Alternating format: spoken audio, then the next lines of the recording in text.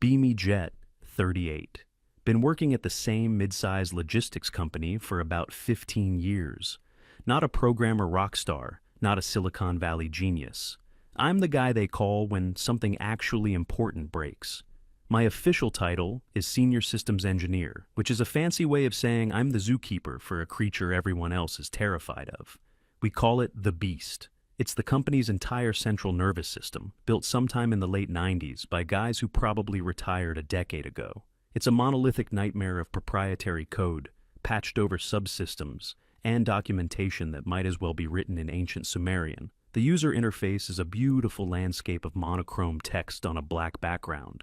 No mouse, just keyboard commands you have to know by heart. It handles everything: warehouse inventory, truck dispatch, payroll, client billing, everything. If the beast stops breathing, the company stops existing. The new hires, fresh out of school, they see it and they freeze. They're used to slick web interfaces and cloud-based apps. The beast is like showing a modern mechanic a steam engine. They know it's a machine, but they have no idea how to even start it, let alone fix it. I'm the only one left who speaks its language. I didn't design it, but I've been here long enough to learn its moods, its weird quirks, the specific sequence of commands you have to type during a full moon to get it to generate quarterly reports. My job is mostly quiet. I sit in my corner, monitor the system logs, and perform the digital equivalent of preventative maintenance. For years, it was a stable, predictable gig. Management left me alone because they knew they needed me, even if they didn't understand what I did. My old boss was a guy who understood one thing: if the green lights are on, don't talk to Jet. If the red lights are on, find Jet. It was a simple, effective system. He retired, and for a few months we had an interim manager who didn't do much of anything. It was peaceful, the calm before the storm. Then the email went out. Please join us in welcoming our new head of IT operations, Layla. Her picture was attached. Professional headshot, sharp business suit, a smile that didn't quite reach her eyes. Her bio was full of corporate buzzwords: synergy, paradigm shift, future-forward solutions, fostering an inclusive digital ecosystem. I didn't think much of it. New bosses come and go. As long as they let me keep the beast fed and happy, I don't care what they call themselves. I was so naive. Her first day, she scheduled a mandatory team meeting for 9 a.m. The whole department filed into the main conference room. Layla stood at the front, projecting an aura of absolute confidence. She started by telling us about her vision, not about uptime or system stability or project deadlines. No, her vision was about culture. She talked for 20 minutes about the need to deconstruct the traditional tech hierarchy and create a safe and equitable space for all voices. Then came the fun part. She wanted everyone to go around the room, introduce ourselves, state our preferred pronouns, and share an experience where we felt our voice wasn't heard in a professional setting. Oh boy. People started going around the table. The younger staff were all over it, sharing stories about previous jobs. It gets to me. I'm sitting in the corner, just wanting to go check the server logs. All eyes on me. Jet, he, him. I make sure the system that runs the company doesn't explode. I can't recall a time my voice wasn't heard regarding a technical issue. Silence. You could feel the temperature in the room drop. Layla just stared at me. Her polite smile was gone, replaced by a thin, tight line. She just said, "Thank you, Jet," and quickly moved on to the next person. I had failed the first test, and I didn't even know I was taking one. The next few weeks were an avalanche of new initiatives. Our internal chat channels were flooded with links to articles about unconscious bias and workplace microaggressions. Mandatory weekly workshops were put on the calendar. Not about new software or security protocols. They were about allyship, privilege, and emotional labor. I just kept my head down. I did the workshops, nodded in the right places, and got back to my desk as fast as possible. I figured if I just did my job, did it well, I'd be invisible. My job was to be the silent guardian of the beast. I was good at it. That had to count for something, right? The first real confrontation happened maybe a month in. A small module in the beast threw an error. It happened sometimes. A legacy data entry process from the finance department would sometimes create a null value where it wasn't supposed to. It was a 5-minute fix for me. I went into the command line, ran a script to find and patch the corrupted entry, and rebooted the sub-process. Done. As per protocol, I had to write a brief incident report. I sent it off, explaining the technical cause and the resolution. 5 minutes later, I get a meeting request from Layla, title, Debrief. I go to her office. She's sitting there, my report printed out on her desk with certain phrases circled in red ink. She told me to close the door. She held up the report. Jet, I read your analysis. I need you to understand that how we communicate is just as important as what we do. I was confused. Was the report unclear? I can add more technical detail if you want. Her eyes narrowed. That's the problem. You're using overly complex, exclusionary language. It feels like you're gatekeeping information. I literally didn't know how to respond. I was just explaining what happened. The database threw a syntax error because of a... She cut me off. Stop. You don't need to mansplain your own report to me, Jet. I am perfectly capable of understanding technical concepts. The word hung in the air. Mansplain. I had only ever seen it online. I never thought I'd hear it in a real-life conversation directed at me for doing my job. My intention was not to explain it to you, I said, trying to keep my voice level. It was to document the root cause for the record. The root cause, she said, leaning forward, is a system built on a foundation of non-collaborative, toxic masculine principles. It's designed to be opaque. It's designed to keep people out. And when you talk about it in this way, you perpetuate that culture. I just sat there. We weren't talking about a database anymore. I realized in that moment that she and I were living in two completely different realities. In my reality, a line of code was either correct or incorrect. A system was either online or offline. In her reality, a line of code had a gender, and a system had a political ideology. There was no common ground. I just nodded. I'll be more mindful of my language in the future. It was the only thing I could say to end the meeting. I walked out of her office feeling like I'd just been speaking to someone from another planet. Things got colder after that. Layla started hiring, 3 new people in 2 months, all women, all recent graduates. They were smart, no doubt about it. They knew all the latest frameworks and programming languages. Layla set them up on a special project to build a new modern dashboard that would interface with the beast. They were supposed to pull data from the old system and display it in pretty charts and graphs for the executives. They had a kickoff meeting for the project. I was invited, presumably because I was the only one who knew where the data actually was. The new hires were full of energy, talking about APIs, containerization, and agile sprints. Layla was beaming, nodding along. Then one of them turned to me. So, Jet, can you just give us access to the primary database's REST API? We'll take it from there. I had to take a deep breath. The beast doesn't have a REST API. It doesn't have any API. It was built before that was a common concept. They all stared at me. How do we get data out of it then? Another one asked. You have to write a query in its native scripting language, which then generates a flat file export to a specific directory on the server. And then you can write a separate process to parse that file. The energy in the room evaporated.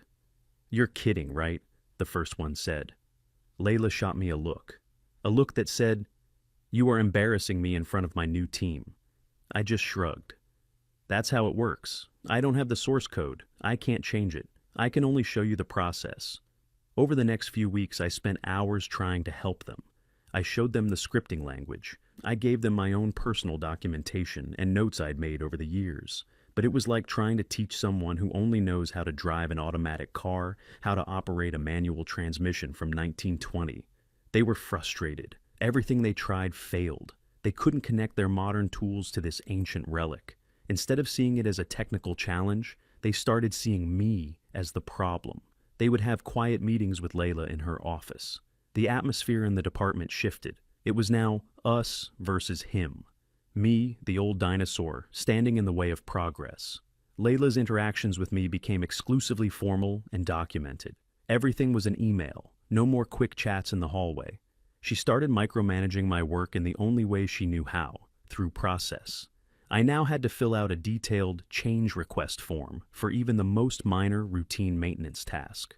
Every request had to be justified in a 3-paragraph narrative, explaining the business value and the potential impact on team inclusivity. Fixing a typo in a comment line of a script required a 2-day approval process. It was designed to slow me down, to frustrate me, to build a paper trail. One afternoon, I'm working on a critical patch. The company's main warehouse was having an inventory sync issue, and it was causing shipping delays. I knew exactly what was wrong. A data index had become corrupted. A 10-minute fix. I was in the middle of it when one of the new hires came over. "Hey, Layla wants to know if you've finished your mandatory weekly self-reflection journal entry." I didn't even look up from the screen. "I'll do it after I stop the company from losing thousands of dollars a minute. Tell her the shipping department is down." The new hire scurried away. I fixed the issue. The warehouse came back online. I sent out the all-clear email. An hour later, I was called into another meeting with Layla and the HR manager.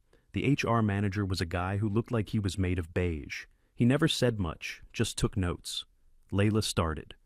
"Jet, it's been brought to my attention that you used a very dismissive and aggressive tone with a team member today." I looked at her. "I was in the middle of fixing a critical system failure. Your perception of the issue's criticality does not give you a license to create a hostile work environment," she replied, without blinking. "The team needs to feel they can approach you. Your behavior today was intimidating and indicative of a deeper problem." The HR manager nodded slowly, writing in his notepad. I tried to reason with them. I was focused. I needed to solve the problem quickly. It wasn't personal. "Everything is personal, Jet," Layla said softly, as if explaining something to a child. "When you dismiss someone's feelings, you are invalidating their contribution to the team. You are reinforcing negative power structures."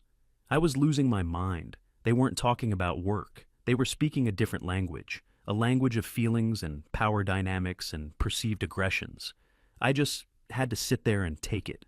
The meeting ended with me being officially counseled on my communication style and being assigned a series of online courses on workplace sensitivity. The paper trail was growing longer. The dashboard project was a complete failure. After 2 months, the new team had produced nothing but a login screen and a few mock-ups. They couldn't get any real data out of the beast. In a team meeting, Layla announced a pivot. The project was now being re-scoped as a long-term foundational exploration. It was a corporate-speak masterpiece. She blamed the failure on the technical debt and lack of documentation from the previous era. She never looked at me, but everyone knew who she was talking about. She was framing me as the saboteur, the guy whose ancient, complicated system was preventing her brilliant new team from succeeding. She was setting the narrative. The final straw came from the most ridiculous thing. We had a shared kitchen area on our floor. One afternoon, I'm making coffee. 2 of the new hires are in there, talking. They're complaining about some issue they're having, and I can tell from the keywords they're using that they're making a simple mistake in how they're trying to access a log file. It would take me 30 seconds to explain the correct command. Part of me wanted to just keep quiet. Don't engage. It's not my problem. But another part of me, the part that's been an engineer for almost 2 decades, hates seeing a problem go unsolved. So I turned around. "Excuse me, I couldn't help it over here. You're using the wrong file path. That directory is a symlink. You need to use the absolute path or the script will fail." I said it in a neutral, matter-of-fact tone. The same tone I'd use to tell someone their car lights were on. They both just stared at me. One of them mumbled, "Oh, okay, thanks." They grabbed their things and left the kitchen. It felt weird, awkward. I didn't think anything more of it. I was wrong. The next morning, a meeting request from HR appeared in my inbox. Title, Follow-up Discussion. Attendees, me, Layla, and the beige HR manager. I knew with a sinking feeling in my gut that this was it. This was the checkmate. I walked into the conference room. The air was thick and heavy, like right before a thunderstorm. Layla sat on one side of the table, a neat folder in front of her. The beige HR manager sat next to her, pen poised over a yellow legal pad. They gestured for me to sit on the opposite side. It felt like an interrogation. Layla began, her voice calm and clinical. "Jet, we're here today because of an incident that occurred yesterday in the break room. A formal complaint was filed." I just looked at her. "A complaint? About what? Telling someone the correct file path?" "2 of your female colleagues," she continued, "reported feeling deeply uncomfortable due to your behavior. They stated that you were eavesdropping on their private conversation, and then, in an unsolicited manner, interjected yourself into their discussion in a way that felt condescending and belittling." I actually almost laughed. It was so absurd. "I was making coffee," I said, my voice flat. They were talking loudly about a technical problem. I offered a solution. That's it. Layla exchanged a look with the HR manager. It was a look of pity, as if I was a lost cause who just didn't get it. The issue isn't your solution, Jet. The issue is the pattern of behavior. The team has expressed that the environment you create is not one of psychological safety. You don't collaborate. You dictate. You use your specialized knowledge of the legacy system not as a tool to empower others, but as a weapon to maintain a position of authority. Every word was a carefully polished piece of corporate HR jargon. It was a masterpiece of twisting reality. My silence was uncollaborative. My expertise was gatekeeping. My efficiency was toxic. My help was condescending. There was no defense. How can you defend against an accusation that is based entirely on someone else's feelings? I wasn't being judged on my work, my performance, or my results. I was being judged on my personality, as interpreted by a hostile observer. The HR manager finally spoke, his voice a monotone drone. The complaint alleges that your actions contribute to an atmosphere of intimidation, making it difficult for new team members, particularly women, to learn and grow without fear of being judged or corrected by a male senior. That was the kill shot. They had framed it as a gender issue. In the modern corporate world, that's an accusation you can't survive. It doesn't matter if it's true. The accusation itself is the verdict. I looked at Layla. Her face was a mask of detached professionalism, but I could see the glint of victory in her eyes. She had won. She had built her case, brick by absurd brick, and now she was closing the loop. I didn't argue. I didn't plead. I didn't raise my voice. What was the point? So, what happens now? I asked. Layla opened the folder in front of her. The company has decided that your continued presence is detrimental to the team's health and future success. We are terminating your employment, effective immediately. She pushed a stack of papers across the table. A severance agreement, an NDA, a checklist for returning company property.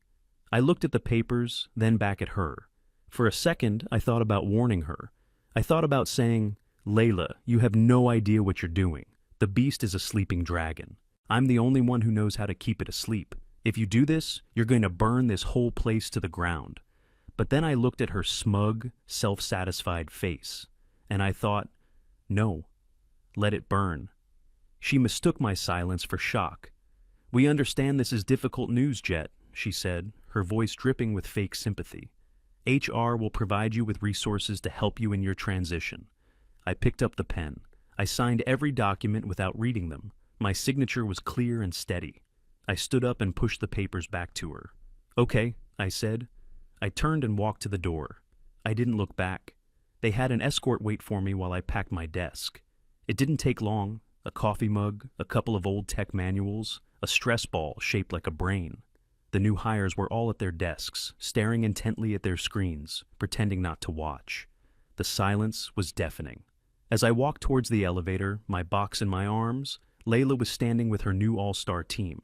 I heard her say, her voice loud enough for me to hear, "Okay, everyone, now that the distractions are gone, we can finally start building a truly collaborative and forward-thinking department. A new beginning." The elevator doors closed. The walk to my car felt strange. The sun was brighter. The air felt cleaner. I got in, put the box on the passenger seat, and just sat there for a minute. I wasn't angry. I wasn't sad. I felt light. For 15 years, a huge part of my brain had been constantly dedicated to the beast, monitoring its heartbeat, worrying about its quirks, planning for its potential tantrums. It was a low-level, persistent hum of anxiety in the back of my mind, and just like that, it was gone. It was no longer my problem. I drove home, put my work phone on the kitchen counter, and turned it off. The little black brick went dark. I felt a wave of relief so powerful it almost made me dizzy. The first day, I did nothing. I slept in. I watched some dumb action movies. I ordered a pizza. It was glorious. The second day, a Thursday, I went down to my garage. I had an old motorcycle I'd been meaning to restore for years. I pulled the tarp off it and got to work. It was real, tangible, a machine I could understand. A bolt was a bolt. A wire was a wire. It didn't have feelings. It couldn't be intimidated. I was so absorbed, I completely lost track of time. Friday came and went. I didn't think about the office once. I didn't think about Layla or the new hires or the beast. They were a part of a past life. I was happy. I had no idea that back at the office, the world was ending. The first tremor hit at 4:45 p.m. on Friday. A single cryptic error message appeared on one of the system monitors. Fatal cascade sync failure in Module 7G. One of the new hires saw it. She Googled the error message. 0 results, of course. The message was written by a programmer who had probably retired before she was born. She shrugged and assumed it was a temporary glitch. She was busy planning her weekend. At 4:55 p.m., the entire logistics network for North America went dark. The system that managed truck routing, dispatch, and delivery confirmations just stopped. Hundreds of truck drivers on highways all across the country suddenly found their onboard terminals were frozen. Their next destination, their cargo manifests, all gone. They started calling their dispatchers. The dispatcher screens were also frozen. Panic started to ripple through the logistics department. At 5:00 p.m., the beast decided it was time for the main course. The primary financial transaction database corrupted itself. It was a special kind of corruption. It didn't just delete data. It started randomly swapping it. Accounts payable records were being overwritten with accounts receivable data. The company was trying to automatically pay its clients and send invoices to its suppliers. Millions of dollars in automated payments were either halted or being sent to the wrong places. In the IT department, the new team was just starting to realize something was wrong. Their pretty modern dashboards were all showing red error signs. They tried the first thing they always tried, turning it off and on again. They rebooted the main interface server. It was like trying to fix a heart attack with a Band-Aid.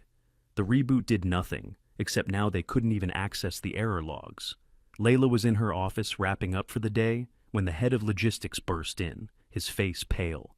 "Our whole fleet is blind. We have hundreds of trucks sitting on the side of the road, and we don't know where they're supposed to go." Before Layla could even respond, her phone rang. It was the CFO. He was screaming, not talking, screaming. "What is going on with the payment system? We're getting fraud alerts from every bank we work with. Shut it down! Shut it all down now!" Layla ran out of her office into the main IT area. Her team of superstars was in a full-blown panic. They were frantically typing on their keyboards, talking over each other, their modern programming jargon utterly useless. "The containers aren't responding. I can't get a ping on the primary node. Is it a DDoS attack?" Layla tried to take charge. "Okay, team, let's not panic. What's the protocol for a system-wide outage?" One of the new hires looked at her, her eyes wide with terror. "The protocol is call Jet." The name just hung there in the air, thick and heavy. Layla's face went white. The full, horrifying weight of what she had done was beginning to crash down on her. She had fired the only person on the planet who could have stopped this. Just then, the big boss, the company's CEO, stormed into the department. He was a man in his 60s who usually had a calm, grandfatherly demeanor. Not today. Today his face was beet red, and he looked like he was about to have an aneurysm. He didn't look at the panicked new hires. He walked straight to Layla. "What is happening?" he said, his voice dangerously quiet. Layla started to launch into her corporate damage control speech. "We're experiencing some unexpected challenges due to legacy system instability, but my team is leveraging all available assets to..." The CEO held up a hand. "Stop. Just stop. I have the head of our biggest client on my other line, screaming that we just sent their competitor their entire shipping manifest for the next quarter. I have the bank telling me our corporate accounts are frozen due to suspicious activity. I have our logistics director telling me he's got $100 million worth of perishable goods sitting in trucks in the middle of Arizona. So you will stop speaking like a press release and you will tell me, in simple words, what is going on," Layla stammered. The old system. It's crashed. We can't get it back online." The CEO stared at her for a long, brutal second. "Where's Jet?" It was the same question, the only question that mattered. Layla's composure finally shattered. He's no longer with the company," she whispered. The CEO's eyes bulged. "He's what? You're telling me that on the day our entire company is imploding, the one man who knows how this system works is not here?" "It was a necessary personnel change," Layla said, her voice shaking. "There were cultural issues. He wasn't a team player." The The CEO looked at her as if she had just started speaking in tongues. He pointed a trembling finger at the chaos around them. Does this look like a culture problem to you? I don't give a damn about team players right now. I need a goddamn firefighter, and you're telling me you fired the fire chief. He took a deep breath, trying to control himself. Get him on the phone, now. Layla fumbled for her cell phone, her hands shaking so badly she could barely unlock it. What do I offer him? She asked, her voice cracking. The CEO's voice dropped to an icy whisper. You will offer him anything he wants. A blank check, a corner office, stock options, my firstborn child. I don't care. You will get him on the phone, you will beg, and you will get him to fix this. Am I clear? Yes, Layla squeaked. She found my contact in her phone and hit call. Everyone in the room watched her. She held the phone to her ear. It went straight to voicemail. My phone was still turned off, sitting on my kitchen counter. I was in the garage, covered in grease, happily trying to get a spark from an old engine. Layla's face fell. Voicemail, she said to the CEO. Then text him, he hissed. She started typing, her thumbs flying across the screen. The first text, sent at 6:15 p.m. Jet, this is Layla. We're having a minor issue with the system. Could you please give me a call when you have a moment? Thanks. An hour passed. The company was now bleeding money at a catastrophic rate. The CEO was just standing in the middle of the room, silently radiating fury. The second text, sent at 7:30 p.m. Jet, please call me. The situation has become more serious than we thought. We need your help.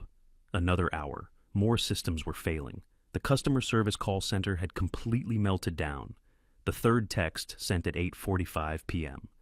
Jet, I know we had our differences, but the company is in serious trouble. The CEO has authorized me to offer you a very generous consulting fee to help us resolve this. By 10 p.m., the atmosphere in the office was apocalyptic. People were openly crying at their desks. Layla was a ghost, just staring at her phone, willing it to ring. The final text, sent just before midnight. Jet, I'm begging you. Please, everything is broken. I was wrong. I was so wrong. I'll do anything. Please just answer the phone. Silence. The message was sent, but it was never delivered. The final scene was a quiet one. The CEO had finally left. After telling Layla that if the system wasn't online by Monday morning, she shouldn't bother coming in. Ever again. The new hires had given up and gone home, defeated. Layla was alone in the vast, dark office. The only light came from the dozens of monitors, all glowing with the same red error messages, an electronic testament to her failure. She sat at my old desk. She looked at the empty space where my computer used to be. She had done it. She had successfully deconstructed the toxic patriarchy in the IT department. She had created her safe space, and now she was all alone in it, listening to the sound of her perfect new world burning down around her.